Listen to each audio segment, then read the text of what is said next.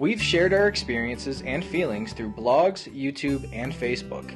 But now Renee and I tell our story for Exceptional Family TV. In March 2007, Renee was 34 weeks pregnant with Zachary, our firstborn son. I wasn't having any movement from Zachary, so when we went in for our doctor's appointment, I asked her if I could have an ultrasound just to make me feel better about it. So they did a special ultrasound that measures the blood flow between baby and mother, and they saw it was a reverse blood flow, and that's when it was emergency C-section, time to get him out. Zachary was born at 3 pounds 7 ounces, really tiny for his gestational age, and he was unable to breathe. They rushed him into the NICU, the neonatal intensive care unit.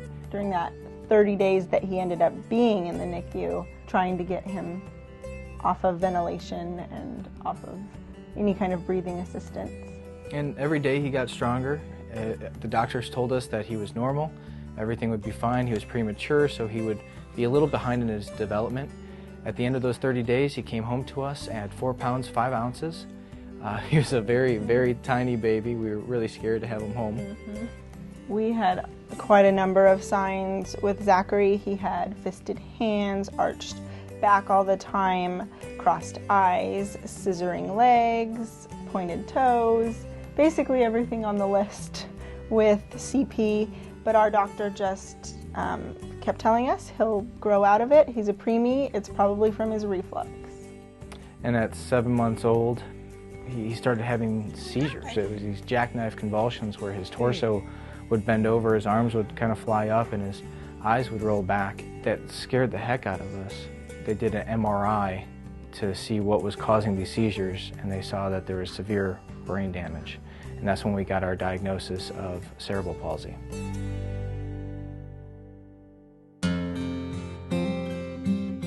I was very, okay, what do we do next? I'm his mom, I'll just do what needs to be done for him. Didn't really think about the future very much. I just focused on what we needed to do right now, maybe in my brain actually thinking, if we just do enough right now, this won't be a factor in the future. I was destroyed at that neurologist's office when he told me that.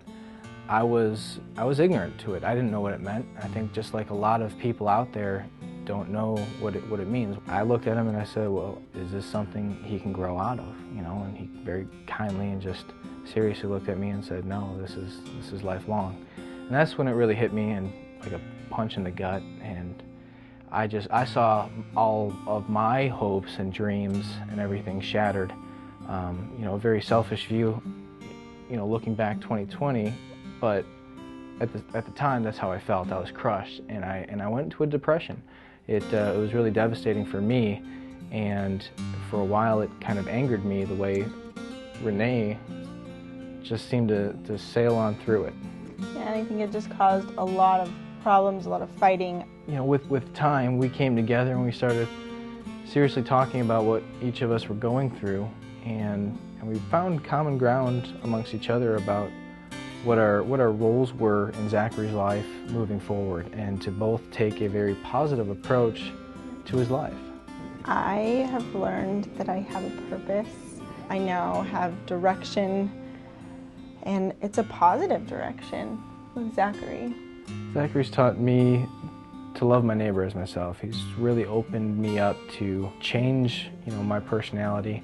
I was a little abrasive, and you know, a little, you know, opinionated before, and I think Zachary's really calmed me down in a sense and shown me a love that I never knew before.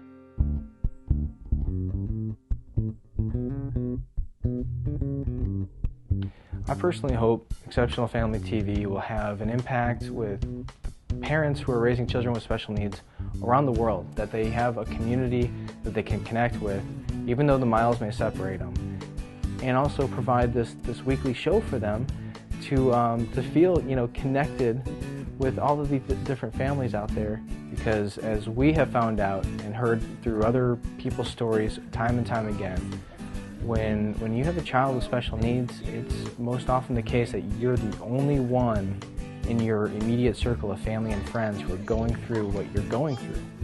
And it's so vitally important to have other people out there who know what you're feeling, who have experienced what you're going through. Mine is purely for the friendships, to actually be able to meet people online, people maybe I won't even ever have the opportunity to meet, but I consider them my friends. Actually have people that understand.